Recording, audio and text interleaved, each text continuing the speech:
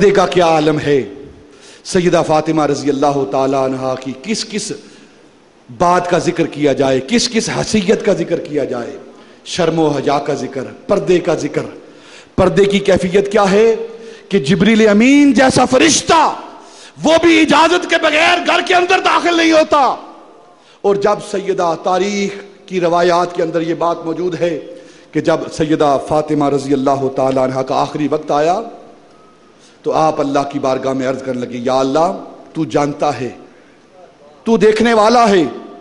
تو فاطمہ کو جانتا ہے، آج تک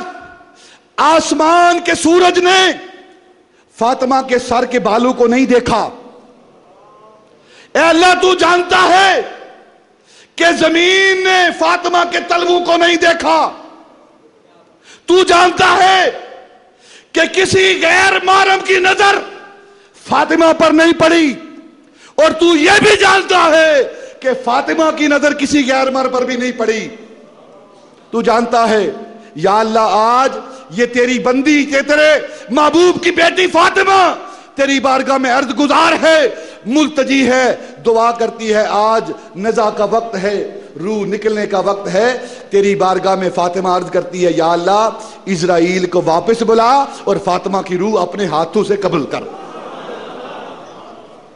وہ سیدہ فاطمہ جو پیکر شرم و حیا ہیں، جو پیکر عفت ہیں،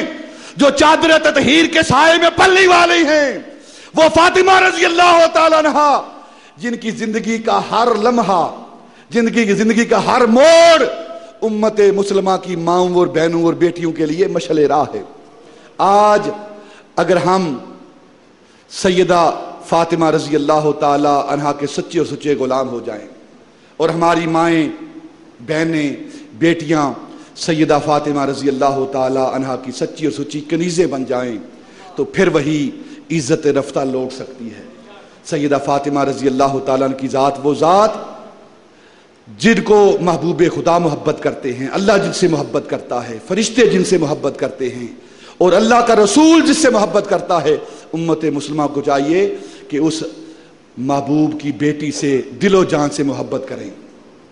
اور ان کی محبت یہ جنت کی ضمانت ہے۔ اللہ رب العزت میں ان باتوں پر عمل کرنے کی توفیق عطا فرمائے۔ وما علینا الا البلاغ۔